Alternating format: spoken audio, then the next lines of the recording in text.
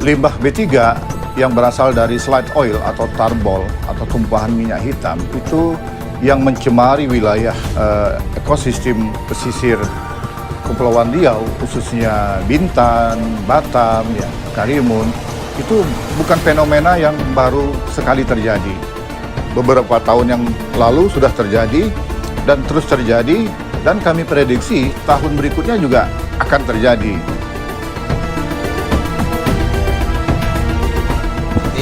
Saya sangat prihatin sekali dengan kejadian ini, dan ini memang tidak tahu nih asal mulanya dari mana tiba-tiba ada seperti ini, dan sangat kasihan sekali nelayan karena ini waktunya cukup bisa lama untuk membersihkan pantai seperti ini, kira-kira mungkin sebulan sampai 2 bulan kali seperti itu, dan ini perlu ditelusurin sebenarnya siapa sih gitu yang berbuat seperti ini. Nggak mungkin nggak disengaja. Jadi kerugian masyarakat nelayan kalau kita lihat sangat-sangat terdampak dan sangat dirugikan dengan adanya limbah B3 ini. Oke, baik.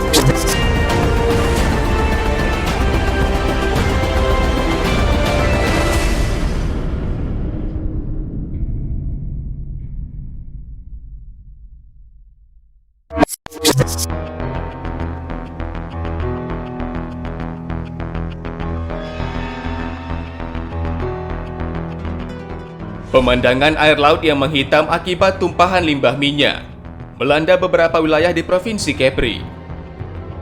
Pantai yang terkenal indah di perairan Kepri berubah seketika. Pasir putih yang dihempas ombak berubah menjadi hitam.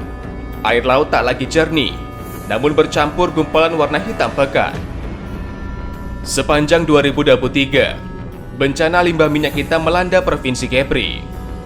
Pada Februari 2023, limbah minyak hitam mencemari pesisir pantai Tanjung Keling, di Desa Teluk Bakau hingga Desa Malang Rapat, Kecamatan Gunung Kijang, Kabupaten Bintan. Pada Mei 2023, limbah minyak hitam juga melanda pantai Kampung Melayu, Kelurahan Batu Besar, Kecamatan Nongsa, Kota Batam. Kuat dugaan, limbah minyak atau biasa disebut sludge oil dibuang kapal asing di tengah laut, kemudian mencemari pesisir pantai Kepri.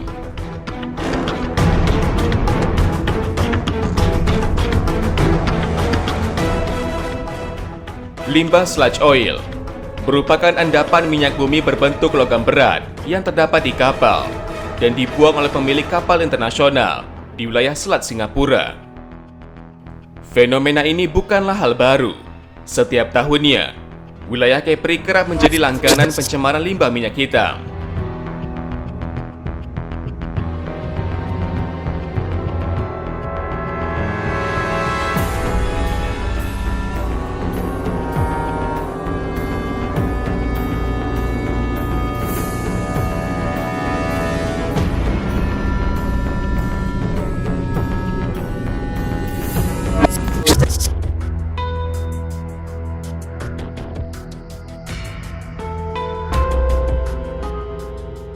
Bencana limbah minyak ini merugikan masyarakat, serta pelaku usaha kelautan dan pariwisata di Kepri.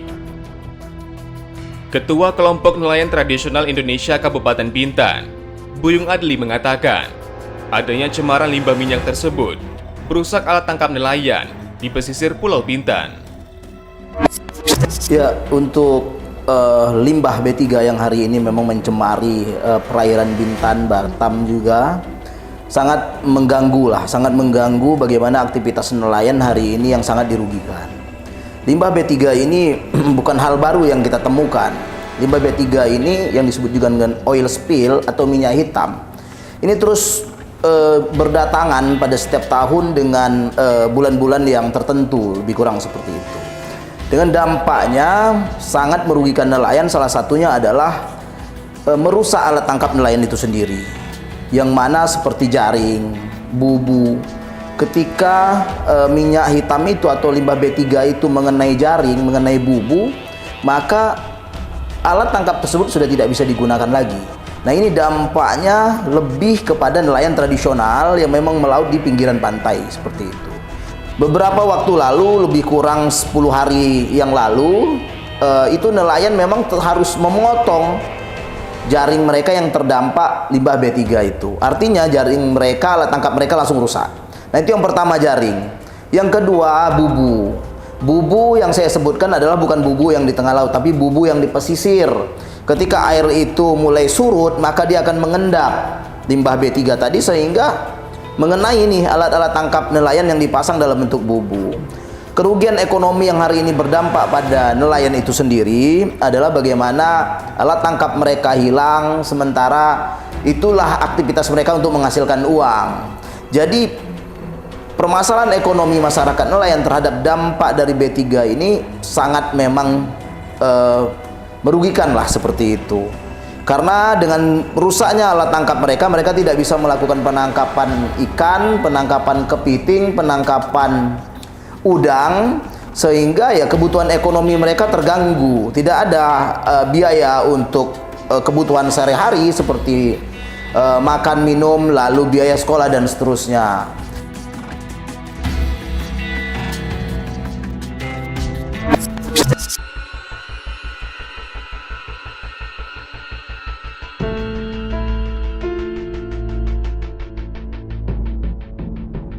Sementara, kelompok pengawas masyarakat Laut Biru, Muhammad Idris mengatakan, pencemaran limbah di perairan Batam merugikan ratusan nelayan.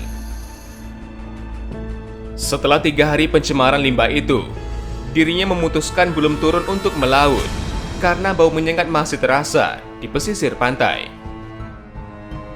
Sampai saat ini dari kami nelayan belum ada yang turun dengan dampak limbah yang terjadi. Ini sangat berpengaruh besar. Bau dan aromanya itu sangat mengganggu ekosistem laut. Oke, memang belum mau turun atau emang belum berani bang karena Nggak berani. Kami ini kan dari forum ini kan harus masih menyelesaikan dulu dari pengawasan apa tindakan yang ke depan ini untuk bisa membangkitkan pariwisata sini juga, gitu loh. Dampak ekosistemnya itu dia berkurang dengan adanya bau oli yang cemar tadi. Jadi ekosistem ikan itu sangat berpengaruh. Apalagi kan nelayan kami di sini kan banyak yang di pinggir pantai, banyak seperti kelong tepi pantai, kelong ampang, terus bubu bento, bubu kepiting. Itu aja sih. apa masih ada yang membersihkan perahu sampan kita masing-masing gitu Sampai bang? saat ini masih mereka membersihkan maragut masing-masing.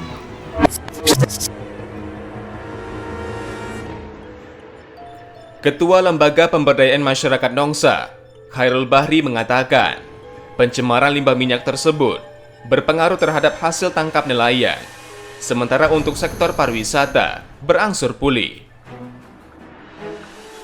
Memang masih tetap ada pengaruh untuk tangkapan karena nelayan ikan karena dampak tersebut ikannya sudah tidak ada di dekat-dekat pinggir pantai, maka mereka agak lebih jauh lah jarak tempuh mereka untuk mencari tangkapan tersebut.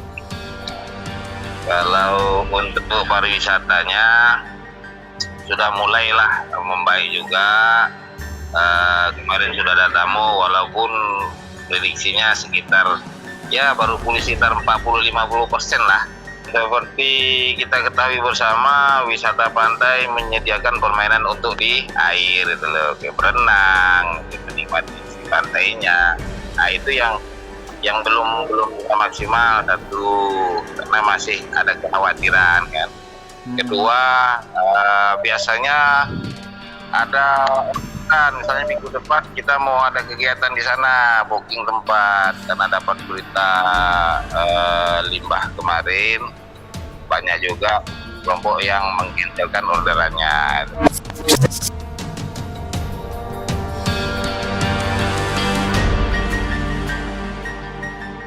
Direktur LSM Air Lingkungan dan Manusia, Herjuli mengatakan, fenomena limbah minyak hitam bukan pertama kali ini melanda Provinsi Kepri. Ia memprediksi, di tahun berikutnya kejadian serupa akan terus terjadi. Dirinya menyesalkan belum adanya penetapan tersangka atas kejahatan lingkungan ini. Herjuli menilai, penegakan hukum di wilayah perbatasan masih sangat lemah. Limbah B3 yang berasal dari slide oil atau tarbol atau tumpahan minyak hitam itu yang mencemari wilayah ekosistem pesisir Kepulauan Riau, khususnya Bintan, Batam, ya, Karimun, itu bukan fenomena yang baru sekali terjadi. Beberapa tahun yang lalu sudah terjadi dan terus terjadi, dan kami prediksi tahun berikutnya juga akan terjadi jika penanganannya masih seperti ini. Dalam arti sampai dengan saat ini kita belum mendengar, melihat adanya penetapan tersangka atas kejahatan lingkungan ini, atas pihak-pihak yang mengganggu kerusakan lingkungan di wilayah pesisir kita ini. Jangankan oknum manusianya tuh, ya.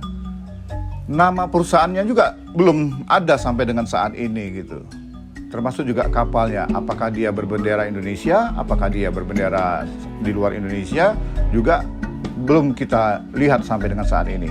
Nah, itu memperlihatkan kepada kita bahwasanya penegakan hukum di wilayah perbatasan itu terkait juga dengan masuknya limbah B3 ke dalam wilayah Negara Kesatuan Republik Indonesia ini masih sangat lemah sekali gitu. Ya, Anda menilai tadi di tahun depan jika pola yang masih sama akan terus terjadi nih, pembuangan limbah B3 ini ke perairan Kepri khususnya.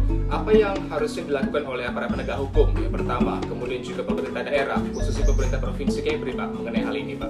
Ya, kita sudah menyampaikan 10 tahun yang lalu beberapa skema-skema gitu. Mulai dari skop lokal sampai kepada skop nasional, bahkan dalam hubungan bilateral antara pemerintah dengan pemerintah. Dalam hal ini pemerintah Singapura, pemerintah Indonesia, dan pemerintah Malaysia. Karena disinyalir sumber-sumber limbah B3 itu berasal dari perairan internasional Selat Singapura itu kan. Nah, tentu tidak bisa dilakukan oleh pemerintah provinsi sendiri dengan segala keterbatasan wewenang dan sebagainya. Nah, ini sudah harus dilakukan antar government to government. Nah, kita mendesak pemerintah itu sudah sejak dulu dan memang ada upaya ke arah itu. Ada pertemuan antara pemimpin kita pada waktu itu, tapi juga tidak dimulai dengan presiden. Nah, kita berharap di tahun ini ya presidenlah yang harusnya mengambil alih ini, isu ini loh. Nah, sebelumnya kan hanya di tingkat menteri saja. Nah, sampai dengan saat ini juga belum ada upaya-upaya yang mampu mencegah, apalagi yang membawa ini ke ranah hukum, belum ada. Nah, kita berharap tahun ini ya itu adanya komitmen dari kepala negara gitu. Ia menambahkan, implementasi penegakan kedaulatan di wilayah perbatasan masih sangat lamban. Perlu andil pemerintah pusat melalui skema government to government dalam respon bencana ini. Diawali dengan pemerintah Kabupaten Bintan pada waktu itu. Nah, kebetulan juga bupatinya pada waktu itu merupakan gubernur yang saat ini kan sedang memimpin. Nah, itu sudah dilakukan upaya-upaya dan memang ditindaklanjuti oleh pusat gitu, dalam bentuk G2G gitu di tingkat menteri. Nah, tetapi juga dalam implementasinya kita melihat masih sangat lambat gitu loh. Tidak seperti pemerintah Singapura menyikapi kiriman asap dari Indonesia tuh, atau pemerintah Malaysia itu menyikapi kiriman asap karhutla dari Indonesia. Nah, mereka langsung merespon tuh, kepala negaranya. Nah, kita tidak loh. Nah, kiriman asap itu kan tidak fenomena setiap tahunnya. Nah, bisa kita cegah dan atasi. Nah, begitu mereka merasa kedaulatan negara mereka itu terusik gitu dengan masuknya asap dari sekitar wilayah Sumatera oleh Indonesia pada saat itu. Nah, kita ketika masuk limbah B3 itu slow-slow saja, adem-adem saja. Mestinya ya dalam rangka menegakkan kedaulatan wilayah perbatasan, ya, untuk melindungi segenap bangsa Indonesia, tidak hanya dari nelayan, tetapi juga para pelaku pariwisata, ya, harus gagah-gagahan lah gitu, harusnya kan, jangan slow-slow saja gitu. Baik. Sementara Buyung Adli menilai, perlu adanya perhatian khusus dari pemerintah pusat hingga daerah terhadap nelayan terdampak, hingga upaya hukum dalam hal mendeteksi kapal-kapal pembuang limbah di Laut Kepri. Menyampaikan kepada pemerintah hari ini bagaimana peran pemerintah mulai dari sektor penegakan hukum, lalu perhatian pemerintah daerah sampai dengan pusat terhadap nelayan yang dirugikan, bagaimana kontribusi pemerintah terhadap nelayan yang dirugikan ini. Pertama, terkait ya harus adalah perhatian khusus yang diberikan oleh pemerintah pusat sampai daerah terhadap nelayan terdampak. Dalam bentuk apa? Dalam bentuk mungkin bantuan alat tangkap, bantuan khusus kepada nelayan-nelayan terdampak. Lalu bantuan apa? Subsidilah mereka dengan sembako yang memang mereka tidak bisa melaut karena alat tangkapnya rusak, seperti itu. Dan hasil memang tidak ada. Yang ketiga, bagaimana peran pemerintah dari sektor penegakan hukum, karena ini terus berulang terjadi. Kita juga melihat bagaimana pemerintah harus bisa mendeteksi permasalahan ini dari mana asal usul dan awal mulanya begitu. Tidak mungkin kita tidak bisa mendeteksi kapal-kapal yang melintas yang membuang limbah sementara dengan teknologi yang begitu canggih begitu. Tidak ada alasan, tidak ada penindakan kalau kita tidak bisa menemukan pelakunya begitu. Ya, hari ini pemerintah selain menindak pada pelakunya, lalu memberikan bantuan-bantuan terhadap masyarakat nelayan yang saya sebutkan tadi, pemerintah harus menyiapkan satu konsep yang disebut dengan ya lebih kurang tank cleaning lah. Artinya limbah-limbah yang ada itu bisa didaur ulang, bisa bermanfaat untuk masyarakat nelayan. Karena dampaknya itu bukan hanya pada nelayan itu sendiri, tapi pada lingkungan hidup. Untuk ekosistem bawah laut seperti penyu bahkan lamun ini sangat rusak begitu.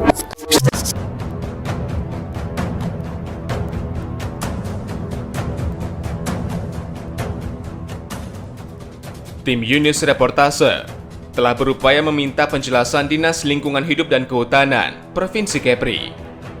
Namun hingga tenggat waktu yang telah disepakati, pejabat DLHK Kepri tak satu pun memberikan keterangannya. Padahal dinas tersebut memiliki tanggung jawab di bidang pengendalian pencemaran dan kerusakan lingkungan, di mana bidang tersebut memiliki tugas melaksanakan koordinasi, pemantauan, dan evaluasi pengendalian pencemaran lingkungan. Sementara, Bupati Bintan Robi Kurniawan menilai angin musim utara membawa limbah minyak tersebut ke pesisir pantai. Namun dirinya belum mengetahui siapa pihak yang membuang limbah tersebut dan akan mencarikan solusinya bersama pemerintah pusat. Itu kan dia karena angin itu dibawa ke pinggiran pantai. Kayak musim utara itu kan kayak di Lago itu juga banyak. Nah, ini yang mesti harus diselesaikan, tidak hanya pemerintah daerah, tapi juga bersama pemerintah pusat untuk menyelesaikan. Karena kita tidak tahu ini dari mana. Misalnya entah ada cuci kapal di perairan, mungkin bukan perairan Indonesia, tapi pada saat anginnya menuju sini ya dia Seperti mengotori itu gitu. Nah, ini yang harus kita cari solusinya. Ketua Komisi 2 DPRD Provinsi Kepri, Wahyu Wahyudin mengatakan, Dewan Kepri akan melakukan koordinasi dengan dinas teknis dalam mengatasi masalah ini. Dirinya mendorong adanya kompensasi bagi nelayan dan pelaku usaha pariwisata yang ikut terdampak. Ini saya sangat prihatin sekali dengan kejadian ini, dan ini memang tidak tahu nih asal mulanya dari mana tiba-tiba ada seperti ini, dan sangat kasihan sekali nelayan karena ini waktunya cukup bisa lama untuk membersihkan pantai seperti ini. Kira-kira mungkin sebulan sampai 2 bulan kali seperti itu, dan ini perlu ditelusurin sebenarnya siapa sih gitu yang berbuat seperti ini. Nggak disengaja gitu. Kalaupun tidak sengaja, kapalnya harusnya ketahuan dari mana asalnya. Tapi udah koordinasi Bang dengan pihak terkait? Ya, ini sudah koordinasi dari Pokmaswas nelayan, kemudian dengan DKP, tadi sudah koordinasi dengan DKP. Rencananya mau kemari, tapi karena kami ada LKPJ, mungkin rapat dulu LKPJ, setelah itu sini. Saya sekarang melihat kondisi sementara dulu, dan ini teman-teman dari DKP, DKP ini sudah kumpul semua. Pak, melihat kondisi perlu nggak pemerintah menyiapkan kompensasi atau bantuan untuk nelayan yang tidak bisa melaut selama kurang lebih sebulan? Ya, saya kira ini perlu juga ya, karena kasihan juga mereka tidak bisa melaut dan mencari nafkah. Tentunya ini harus ada perhatian khusus dari pemerintah. Nanti saya koordinasi dengan dinas terkait. Nanti kita tunggu investigasi dari APH, aparat penegak hukum. Tentunya sambil menunggu itu yang heading bagaimana ini laut ini bisa segera bisa teratasi, pulih kembali agar memang bisa jernih kembali lah. Sehingga nelayan di sini bisa melaut. Kemudian juga di sini kan banyak penduduk yang memang kesehariannya tempat wisata. Ini juga tentunya dalam 1 bulan ke depan ini akan tutup di tempat wisata ini. Tak mungkin ada orang yang berkunjung. Nah ini juga perlu perhatian juga dari pemerintah tentunya. Nanti coba kami data bekerja sama dan koordinasi dengan LPM dan RT/RW setempat.